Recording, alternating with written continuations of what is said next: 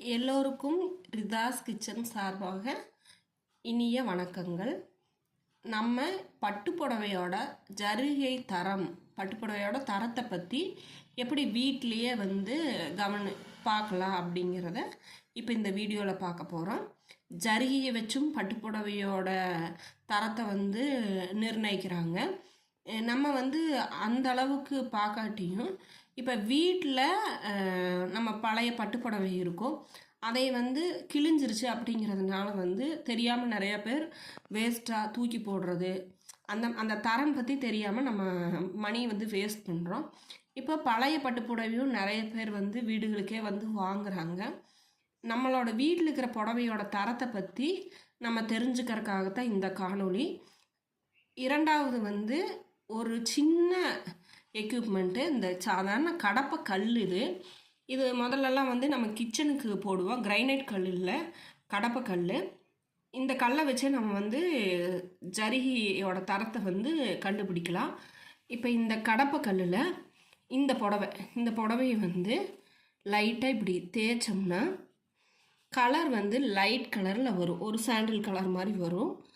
அடுத்தது பார்த்திங்கன்னா வேறு புடவை ஒன்று உரைச்சி காமிக்கிறேன். இந்த புடவை உரைச்சி காமிக்கிறேன் பாருங்கள். இது ஒரு காப்பர் கலர் மாதிரி தெரியும். நம்மளோட டூப்ளிகேட் புடவைன்னா ஒரு காப்பர் கலர் மாதிரி தெரியும், ஒரு துருப்பிடிச்ச கலர் மாதிரி வரும் நம்மளுக்கு. பார்த்தீங்கன்னா இப்போ இந்த வீடியோ வெளிச்சத்தில் உங்களுக்கு தெரியுதா என்னன்னு கரெக்டாக தெரியல. இதோ பாருங்கள், இப்போ பாருங்கள். இந்த கலரில் வந்துச்சுன்னா இது டூப்ளிகேட் புடவை.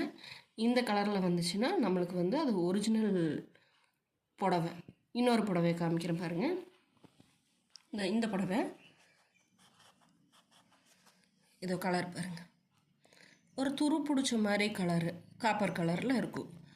இப்போ நான் ஃபஸ்ட்டு காட்டின இந்த மெரூன் சாரீ, இது என்னோடய கல்யாணத்துக்கு எடுத்தது. 22 வருஷம் ஆச்சு. இந்த 22 வருஷத்துக்கு மேலே ஆச்சு இந்த புடவை எடுத்து. இது 4000 ரூபா, 3600லேருந்து 4 ரூபாய்க்குள்ளே தான் இந்த புடவை எடுத்தது. இந்த புடவை நிச்சய புடவை. இது அப்போ 3000 ரூபா அந்த மாதிரி ரேஞ்சில் தான் இந்த புடவை எடுத்தது. இது இப்போ எடுத்த புடவை. குறைஞ்சபட்சம் இந்த புடவை 4800 ரூபா அந்த மாதிரி எடுத்தது. இந்த மாதிரி புடவைகளை நம்ம வீட்லேயே இந்த கல்லை வச்சு நம்ம தரம் பிரிச்சுக்கலாம், பார்த்துக்கலாம்.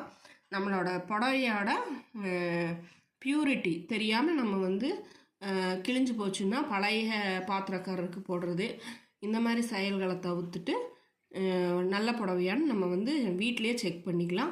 இது சாதாரண கடப்பா கல் வச்சே நீங்கள் இதை செக் பண்ணிக்கலாம்.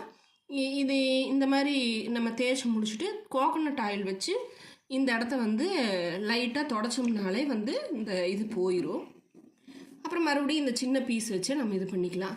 இந்த பழைய கடப்புக்கல் விற்கிற இடம், கிரைனைட் விற்கிற இடத்துல போய் இந்த மாதிரி கல்லை வாங்கினோம்னா நம்மளுக்கு நம்ம புடவைகளை நம்ம செக் பண்ணிக்கலாம்.